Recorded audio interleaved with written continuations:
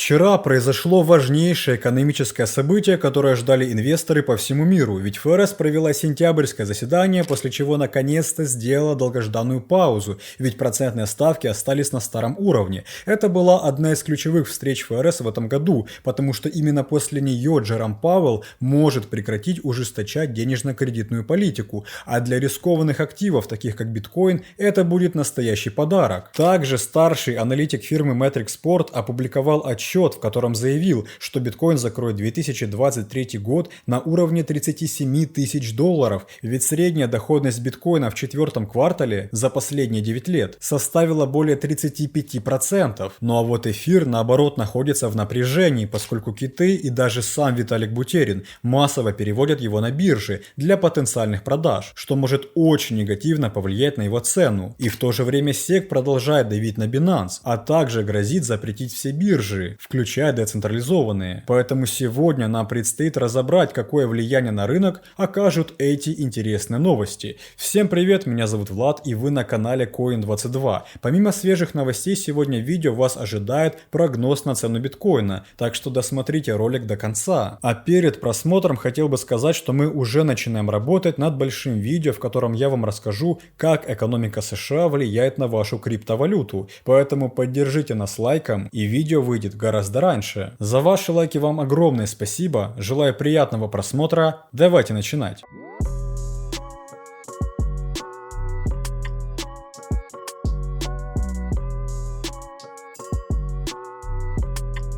Что ж, дамы и господа, начнем мы наше видео, конечно же, с самого главного события этого месяца, а именно вчерашнего заседания ФРС и пресс-конференции Джерома Пауэлла. А знаете, кто первый получил подробный отчет выступления Пауэлла? Ну, естественно, подписчики нашего телеграм-канала, ведь мы первыми в режиме онлайн разобрали основные тезисы конференции. Поэтому, если ты также желаешь 24/7 оставаться в курсе всех событий, получать только актуальные новости и эксклюзивную информацию, подпишись на телеграм по ссылке в описании. И дополнительно узнаешь, как Китай может запампить биткоин на 30 тысяч долларов. По поводу заседания ФРС, как я и говорил в наших прошлых роликах, ФРС сделала паузу и оставила ставки на старом уровне 5,5%. Это было ожидаемо, и куда важнее оказалось выступление Джерома Пауэлла, поэтому давайте же разберем, что он вчера сказал. Во-первых, Пауэлл сказал, что теперь у ФРС есть все основания для того, чтобы действовать осторожно. Он имел в виду, что на следующих заседаниях им придется очень аккуратно принимать решения,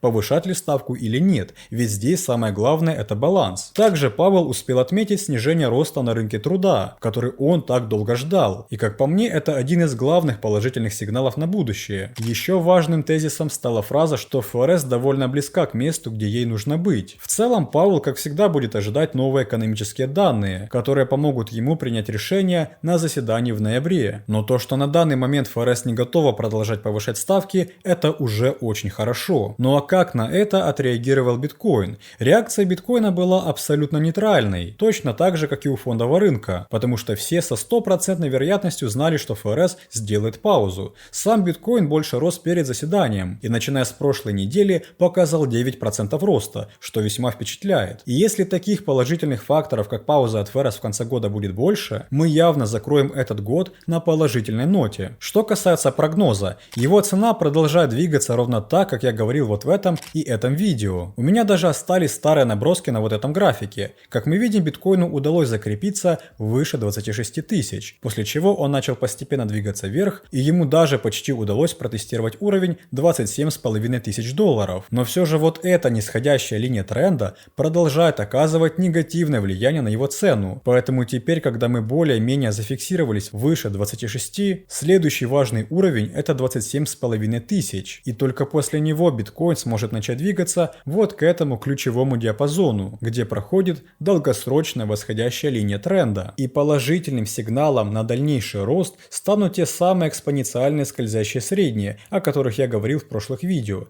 Ведь на недельном таймфрейме они развернулись в горизонтальном положении, и чем сильнее они будут направляться вверх, тем больше шансов, что биткоин начнет новую фазу роста до 28 тысяч. Правда, на это влияют и другие факторы, о которых я расскажу подытожу позже. А вот у того же эфира дела не такие положительные, потому что были зафиксированы очень большие переводы эфира на бирже от китов и самого Виталика Бутерина. Согласно данным, Бутерин перевел 300 эфиров на сумму примерно 493 тысячи долларов на биржу Кракен. Да, казалось бы, это совсем немного, но опасения инвесторов увеличились после других крупных переводов. Например, всего за 4 дня один кит отправил на бирже Binance, OKX и KuCoin 30 тысяч эфиров на сумму 50 миллионов долларов. А еще был замечен один пользователь, который отправил на биржу Kraken 6 тысяч эфиров, полученные на ICO в далеком 2014 году. Конечно, переводы на бирже являются негативным сигналом для любой крипты, ведь зачастую это делают для дальнейших продаж. Собираются ли эти киты и Бутерин продавать эфир, остается загадкой, и понять мы это сможем только после активного роста предложений на бирже. Правда, мы за этим внимательно следим и в случае чего обязательно вам сообщим о подозрительной активности, так что вам беспокоиться не стоит. Следующая не менее важная новость, чем заседание ФРС, это очередное поражение SEC в суде. Для тех, кого мимо прошло это событие, рассказываю. Сейчас SEC продолжает давить на Binance, а конкретно на американский филиал биржи Binance USA.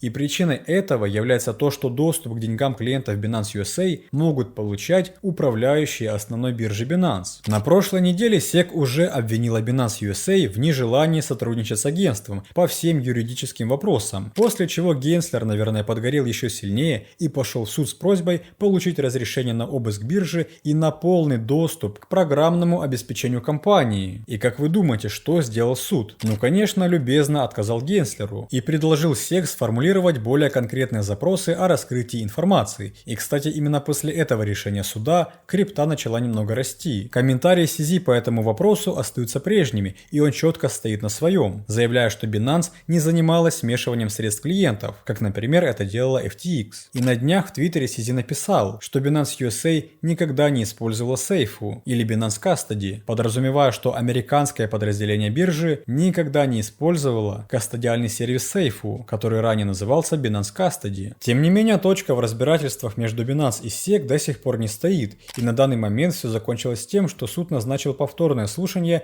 на 12 октября и призвал участвующие стороны предоставить отчет о ходе дела до начала судебного заседания. Но знаете, сейчас SEC участвовать в еще одном рискованном суде достаточно опасно, особенно после двух поражений от Ripple и Grayscale, ведь Генслеру придется очень хорошо постараться, чтобы предоставить более весомые доказательства нарушения закона со стороны Binance USA. Хотя в последнее время SEC кидается на крипту как бык на красную тряпку, и представляете, они хотят даже DEX биржи закрыть. Вчера Дэвид Хирш, который является руководителем офиса SEC, занимающегося криптовалютой, заявил, что помимо Coinbase и Binance есть и другие DEX биржи и DeFi, нарушающие законы. То есть понимаете, что они толком не могут разобраться с обычными биржами, а теперь хотят и заняться децентрализованными, которые еще более сложнее регулировать, а уж тем более блокировать на территории той или иной страны. Но Дэвид Хирш сказал, что мы готовы выдвигать любые обвинения, а также он заявил: мы собираемся продолжать проявлять активность в отношении посредников. Это могут быть брокеры, дилеры, биржи, клиринговые агентства или любые другие, которые действуют в этой сфере. Они находятся в нашей юрисдикции и не выполняют свои обязательства. И добавил, что проекты DeFi также не ускользнут от внимания правоохранительного отдела. Планы у него, конечно, масштабные, но я думаю, все, что мы с вами увидим, так это как Генслер пойдет в Конгресс просить деньги. Ведь сами понимаете, что никто этим бесплатно заниматься не будет. А потом, спустя время, его будут отчитывать за то, что он не сделал ничего для регулирования криптовалюты. Поэтому за этим шоу будет интересно понаблюдать. А еще интересно будет наблюдать за ценой биткоина, потому что вчера аналитическая фирма Metrixport предоставила отчет, в котором заявила, что последний квартал года исторически является самым положительным с точки зрения производительности для биткоина, со средней доходностью более 35% за последние 9 лет. На самом деле так и есть, ведь если мы посмотрим на вот эту таблицу, мы увидим, что октябрь – это самый лучший месяц для биткоина. И глава Metrixport Маркус Тиллен в отчете написал: если верить истории, к концу года биткоин может достичь 37 тысяч долларов. А также технический анализ Metrixport показывает, что биткоин недавно подал новый сигнал прорыва. Это важно, потому что в последние 9 раз, когда срабатывала эта модель, цена биткоина росла в среднем более чем на 9% за очень короткий период времени. Поэтому конец года обещает быть очень положительным для биткоина. биткоина. Ну и конечно же не стоит забывать, что в октябре нас ждут повторные решения от SEC по заявкам на спотовый биткоин ETF. Понятно, что вероятность на их одобрение далеко не 100%, ведь еще в наших прошлых видео я говорил о том, что вряд ли мы получим первый спотовый ETF на рынке США в этом году, но тем не менее часики тикают и время у SEC ограничено, потому что самый крайний срок, когда Генслеру все-таки придется, сцепив зубы, принять решение по ETF, это февраль 2024 года, так что на месте Генслера я бы поторопился. Ну а если в целом взять паузу от ФРС и прогнозы Пауэлла, конец этого года действительно обещает быть положительным, и для вашего удобства будем следить за рынком, а самой полезной информацией делиться в нашем Telegram, так что не забудь подписаться, а также нажать на колокольчик, чтобы не пропускать новые видео. Спасибо тем, кто досмотрел видео до конца, вам желаю всего только самого наилучшего, прощаемся ненадолго, до скорых встреч.